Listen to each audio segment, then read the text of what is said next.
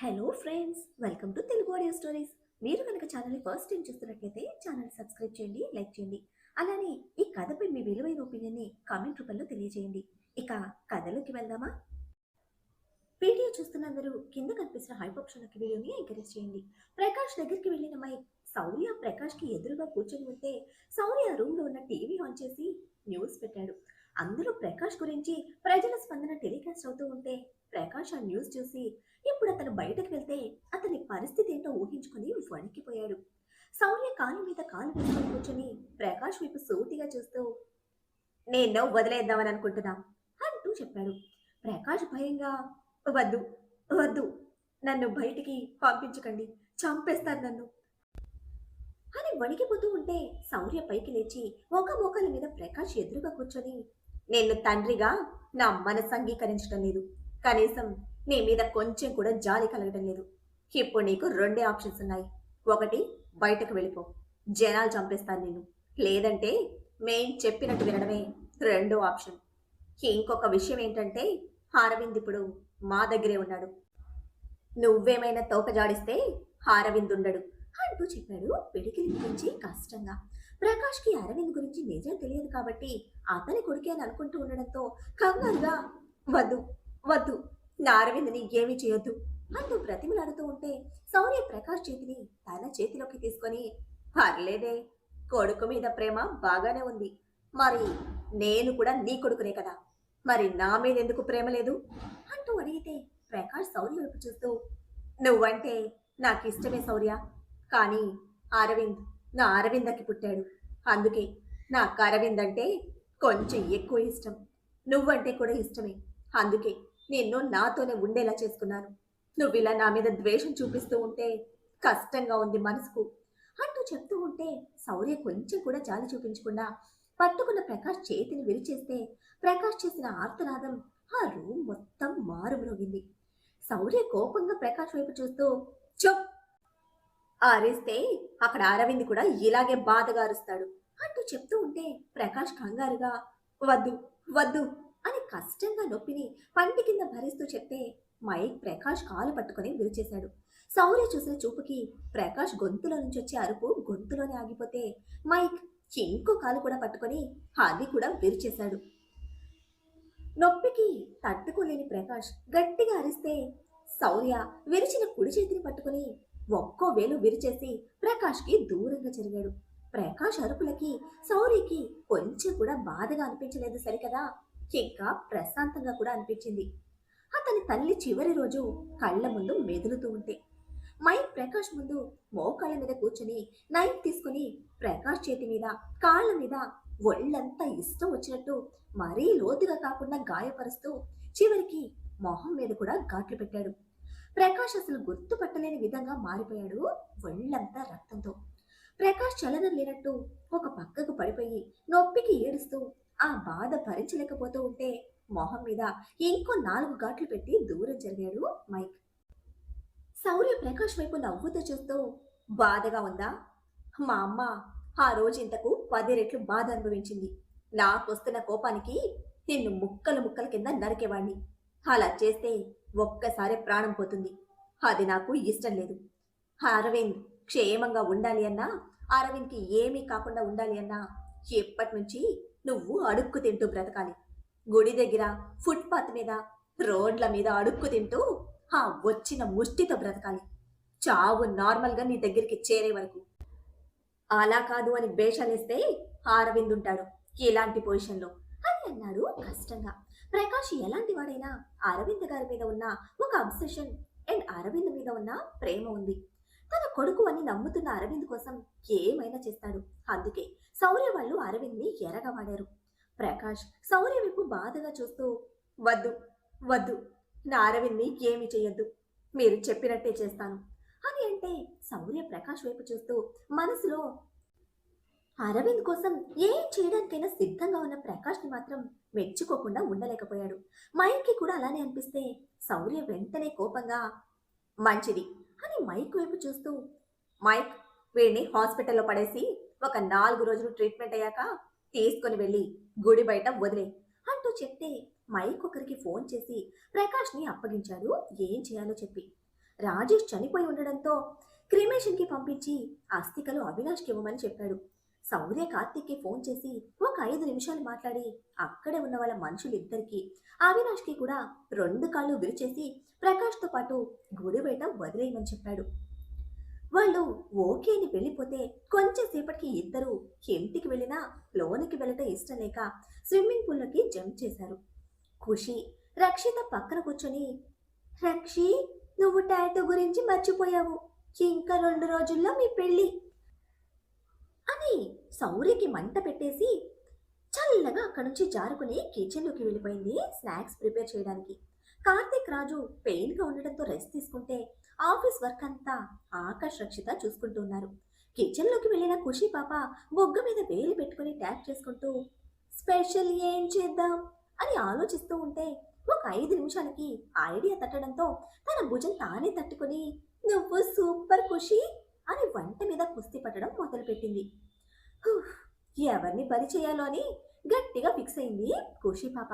పాపం ఆ అభాగ్యులెవరో స్విమ్మింగ్ పూల్లో ఒక 10 నిమిషాలు స్విమ్ చేసిన శౌర్య మైక్ వెనక నుంచి ఎవరి రూమ్లోకి వాళ్ళు వెళ్ళి ఫ్రెష్ అయ్యి వచ్చారు. బిజీగా ఉండి రక్షితతో సరిగ్గా మాట్లాడలేదు శౌర్య 4 రోజుల నుంచి. ఇప్పుడు కాస్త ఫ్రీగా ఉండడంతో రక్షితతో క్వాలిటీ టైం స్పెండ్ చేయాలని ప్లాన్ వేస్తూ ఉన్నాడు. మన ఖుషి పాప పెట్టిన మంట గురించి తెలియక హుషారుగా లోపలికి వచ్చి రక్షిత కోసం చూస్తే తను హాల్లో కూర్చొని ఉంది అందరితో పాటు. శౌర్య 1 నిమిషం ఆలోచించి సైడ్ స్మైల్తో పైకి వెళ్తూ రక్షి, కాఫీ తీసుకున్నా, హెడేక్గా ఉంది అంటూ చెప్పి ఒక్క క్షణం కూడా నిలబడకుండా వెళ్ళిపోయాడు. 4 రోజుల నుంచి రెస్ట్లెస్గా ఉండి ఇప్పుడు బయట నుంచి రావడంతో నిజంగానే హెడేక్ ఏమో అనుకుని కాఫీ చేయడానికి కిచెన్లోకి వెళ్ళిన రక్షికి అక్కడ ఖుషి పాకశాస్త్ర నైపుణ్యం చూసి కళ్ళు తిరిగినంత పనైంది. అయినా ఏం మాట్లాడకుండా సైలెంట్గా కాఫీ కలిపి తీసుకుని వెళ్తే రూమ్లోకి వెళ్ళేసరికి శౌర్య బెడ్ మీద కూర్చొని ఆలోచిస్తూ ఉన్నాడు. రక్షిత శౌర్య ముందుకు వెళ్ళి ఏం మాట్లాడకుండా మౌనంగా కాఫీ కప్ శౌర్య ముందు పెడితే శౌర్య కాఫీ స్మెల్కి తల తిప్పి చిన్న స్మెల్తో కాఫీ కప్ తీసుకొని పక్కనే టేబుల్ మీద పెట్టి రక్షిత బయటికి వెళ్ళడానికి వెనక్కి తిరగగానే తన చేయి పట్టుకున్నాడు. రక్షిత వెనక్కి తిరిగి చూడను కూడా చూడకుండానే మౌనంగా నిలబడితే శౌర్య రక్షితని గట్టిగా లాగడంతో వెళ్ళి శౌర్య ఒడిలో పడింది. రక్షిత గింజుకుంటూ ఉంటే శౌర్య రక్షిత నడుము చుట్టూ చేతిని చుట్టేసి ఓయ్, ఏంటే మాట్లాడడం లేదు నాతో అంటూ అడిగాడు భుజం మీద గెడ్డవానించి. రక్షిత శౌర్య వైపు చూడకుండా ముందు ఆ టాటూ సంగతి తేల్చండి, అప్పుడు మాట్లాడతాను, ఇంకో 2 రోజుల్లో మన పెళ్లి అంటూ గుర్తు చేస్తే శౌర్య 1 నిమిషం ఆలోచించి రక్షితని అతని వైపు తిప్పుకొని ఆ టాటూ వల్ల నీకు ఇబ్బందా అంటూ అడిగితే రక్షిత శౌర్య వైపు చూడను కూడా చూడకుండా పక్కకి చూస్తూ అది చూసిన ప్రతిసారి నాకంటే ముందు మీ మనసులో ఇంకొకరున్నారని గుర్తొస్తుంది అని వాడిన మొహంతో చెప్తూ ఉంటే శౌర్య చిన్న స్మైల్తో రక్షిత నుదుటి మీద ముద్దు పెట్టి సరే, నీకిష్టం లేదు కదా, ఆ టాటూ ఇక ఉండదు అంటూ చెప్పి రక్షిత పెదవుల మీద చిన్న పెక్కిచ్చి కాఫీ కప్ తీసుకుని రక్షిత ముందుంచితే రక్షిత ఒకసారి శౌర్య కళ్ళలోకి చూసి కాఫీ ఒక సిప్ చేసింది. శౌర్య కాఫీని ఫినిష్ చేసి రక్షితను పక్కన కూర్చోబెట్టి నాకు బయట కొంచెం పనుందిరా, అది చూసుకుని వస్తాను అని బైక్ కీస్ తీసుకుని బయటకు వెళ్తే రక్షిత నవ్వుతూ శౌర్య చేతిని పట్టుకుని వెనక్కి లాగింది. శౌర్య ఏమరపాటుగా ఉండడంతో రక్షిత మీద పడబోతూ నిలదొక్కుని రక్షితను పట్టుకుని సరిగ్గా నిలబడ్డాడు. రక్షిత నవ్వుతూ శౌర్య కళ్ళలోకి చూసి అతని గుండెల మీద ముద్దు పెట్టి నీ గుండెల్లో ఎప్పటికీ నేనే ఉంటాను, నాకు ఇదేమీ అడ్డు కాదులే అంటూ చెప్పింది. శౌర్య షర్ట్ బటన్ ఒకటి తీసి టాటూ మీద తన చేతి నుంచి. శౌర్య నవ్వుతూ రక్షిత నుదుటి మీద ముద్దు పెట్టి పనుందిరా అంటూ చిన్న పెక్కిచ్చి వెళ్ళిపోతే రక్షిత నవ్వుకుంటూ ఖాళీ అయిన కప్ తీసుకుని కిందకు వెళ్ళింది.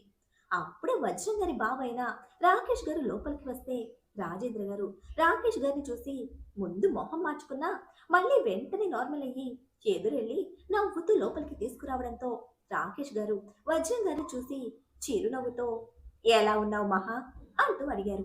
దానికి వజ్రం గారు చిన్న స్మైల్తో బాగున్నాను బావగారు అని సమాధానమిస్తే అరవింద్ డౌట్గా రాజేంద్ర గారి వైపు చూస్తూ తాతయ్య, ఈ మహా ఎవరు అంటూ అడిగాడు.